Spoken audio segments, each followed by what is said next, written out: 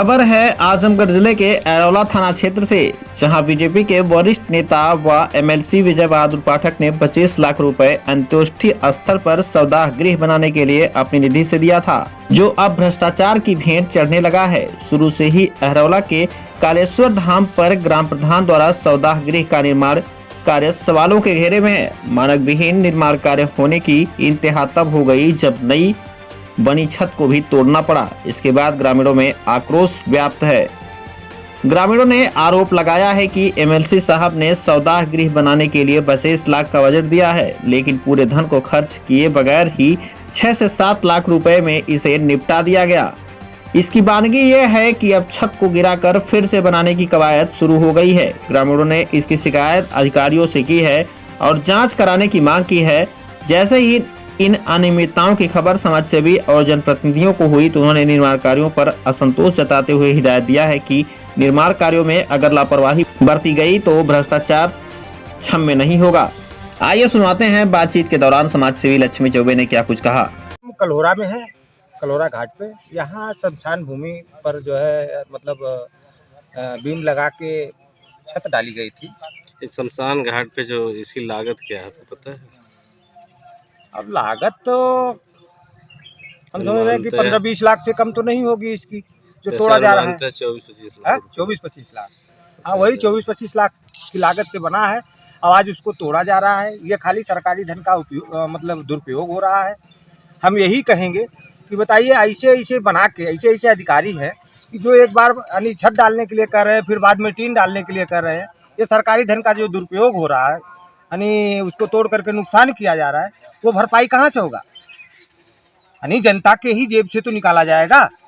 जनता खुद ही इस तरह से परेशान है, इस तरह ऐसा और ऐसे ऐसे काम करके जो ऐसे ऐसे अधिकारी हैं उनको नॉलेज नहीं है कि कहाँ क्या टीन लगना चाहिए, कहाँ जो है छत लगना चाहिए। आपके हिसाब से क्या शमशान घाट में ऐसे मतलब कि जो छत डाल कर छज्जा डाल करके बारिश के दिनों के सुरक्षा के लिए डाला तो जा सकता है, लेकिन ऐसा है थोड़ा सा ये इससे कहाँ तक सहूलियत मिलेगी लोगों को?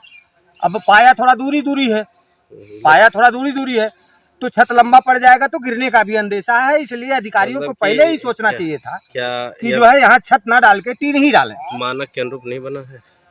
अब मानक इसका क्या है पूरी तरह से हमको जानकारी नहीं है। मानक के अनुरूप जैसे आपने बताया कि पावा काफी दूर है। हाँ, पावा कम से कम हम समझ रहे हैं कि 15 फुट से ऊपर है। तो कितना होना चाहिए आपको? अमूमन कितना दूरी होनी चाहिए? 12-13 से ऊपर नहीं होना चाहिए। 12-13 से। हाँ, बीच का पावा जो बीच का जो हिस्सा है बहुत ज्यादा है। हाँ है, ये साइड वाला तो जो है करीब ठीक है, 10 फुट 8 फुट 9 फुट पे है, लेकिन बीच का जो पावा है ऐसा जो चौड़ाई दिया गया है वो चौड़ाई कम से कम 15 फुट से ज्यादा है। तो इससे गिरने की संभावना है। यही जो आज सोच रहे हैं अधिकारी, यही इनको पहले सोचना चाहिए था कि जो है अगर ज्यादा चौड़ाई होगा, छत टूट सकता है, गिर सकता है, तो यही पहले ही छत ना डाल करके यहाँ टीन डाल दिए होते तो छत तो कम से कम जनता का धन का नुकसान तो नहीं होता। छत तोड़ दिया गया, छत को तोड़ दिया गया है।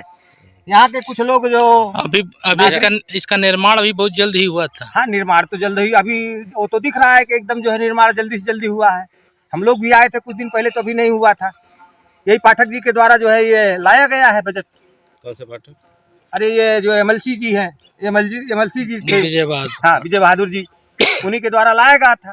तो मतलब पहले ही सोचना चाहिए था अधिकारियों को कि हम जो है यहाँ छत डालें या टीन डालें। खेल तो नहीं है? हा? कमीशन का खेल तो नहीं है? अब इसके लिए हम कुछ नहीं कहेंगे कि कमीशन। चलिए, क्या नाम है? अजय राय। अजय राय किस गांव के निवासी हैं? हम बिहार के। अजय राय साहब, ये बताइए, आपके यहाँ निर्माण कार्य चल रहा है शमशान घाट पे जी, तो उस जगह पे काफी अनियमितता लोगों द्वारा बताया जा रहा है। आपको क्या लगता है कितनी लागत है? लागत के जिस हिसाब से पैसे आए हैं उसके लिए उस हिसाब से लागत कितना धन आवंटित हुआ है? लगभग 25 लाख रुपए, लेकिन उसका चौथिया भी उसमें लगाया नहीं गया है। उसकी जितनी हाइट होनी चाहिए उतनी हाइट पर भी नहीं है। अभी आप देख लीजिए जाके जो छत डली हुई है उसको कैसे क्या करके फिर तोड़ रहे हैं, सरकार का नुकसान कर रहे हैं। सरकारी पैसे का दुरुपयोग हो रहा है। आपके हिसाब से कितने लागत का बना होगा ये? अब जो जितना मैं जानता हूँ उस हिसाब से मेरे ख्याल से ज़्यादा से ज़्यादा 8-9 लाख रुपए, मतलब शेष पैसे गट्ट कर गए। ये कौन बनवा रहा है? पता नहीं, गांव के प्रधान हैं और भी जो पुराने प्रधान थे वो भी आते हैं। अच्छा, मतलब ठेकेदार लोग। अच्छा, ये किस मद से आया है आपको पता है? नहीं, मुझे नहीं पता। अच्छा, इसके बन जाने से कोई लाभ? बन जाने से बहुत लाभ है। लोग आते हैं, दूर दराज से आते हैं। आने के बाद क्या होता है कि अगर कभी बारिश होती है और प्रकार की दिक्कत होती है, बाढ़ आ जाती है, तो कहीं उनको जगह नहीं मिलती है, इसलिए उनको और कहीं भटकना पड़ता है। बन जाने के बाद जो आएंगे आराम से अपनी लाश का यहाँ पे संस्कार कर लेंगे।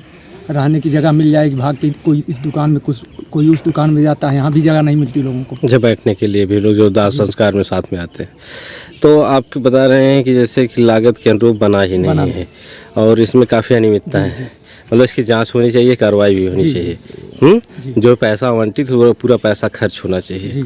ठीक, धन्यवाद।